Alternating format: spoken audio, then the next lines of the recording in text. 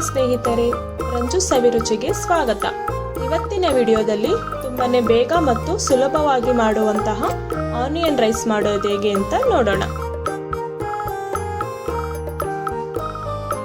ಮೊದಲಿಗೆ ಬಾಣಲಿ ಇಟ್ಟು ಅದು ಬಾಣಲಿ ಬಿಸಿ ಆದ್ಮೇಲೆ 4 ಸ್ಪೂನ್ ಅಷ್ಟು ಎಣ್ಣೆ ಸೇರಿಸ್ತಾ ಇದ್ದೀನಿ.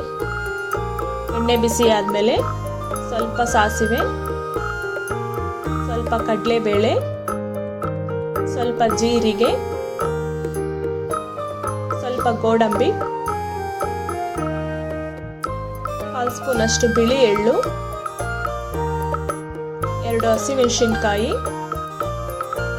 ಸ್ವಲ್ಪ ಕರಿಬೇವು ಇಷ್ಟನ್ನು ಸೇರಿಸಿ ನೀಟಾಗಿ ಫ್ರೈ ಮಾಡ್ಕೋಬೇಕು. ಇವಾಗ ಸ್ವಲ್ಪ ಕಡಲೆ ಬೀಜ ಸೇರಿಸ್ತಾ ಇದ್ದೀನಿ. ಕಡಲೆ ಬೀಜ ಕಂದು ಬಣ್ಣ ಬರೋವರೆಗೂ ಫ್ರೈ ಮಾಡ್ಕೋಬೇಕು. ಇವಾಗ 3 ರಿಂದ 4 ಈರುಳ್ಳಿ ಸೇರಿಸ್ತಾ ಇದ್ದೀನಿ.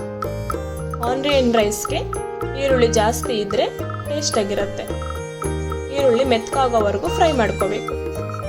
ಇವಾಗ ಅನ್ನ ಸೇರಿಸ್ತಾ ಇದ್ದೀನಿ. ಆನಿಯನ್ ರೈಸ್ಗೆ ಅನ್ನ ಉದುದ್ರಾಗಿರ್ಬೇಕು.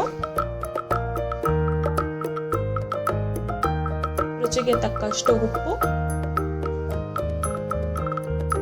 1 ಕಪ್ ತೆಂಗಿನಕಾಯಿ ತುರಿ,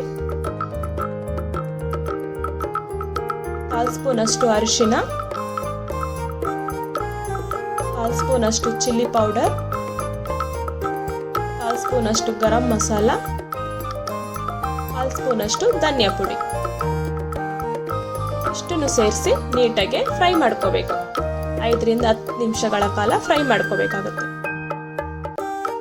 ಇವಾಗ ಆನಿಯನ್ ರೈಸ್ ರೆಡಿ ಆಗಿದೆ.